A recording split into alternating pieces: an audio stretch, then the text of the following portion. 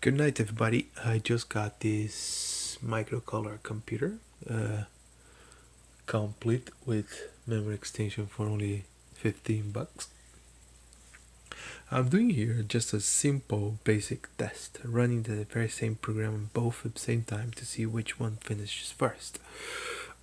Of course, there's a difference. Okay, both have different CPUs, but also the color computer one has extended basic, so it has more tokens to search for. So this test may be inconclusive, but let's try. I need to run the same, begin at the same time, so let's go.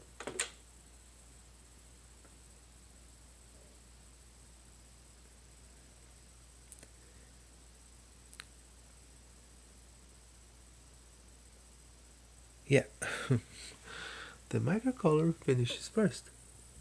That's pretty impressive, huh? For such a small machine. But that's it. Just that. Thank you for watching.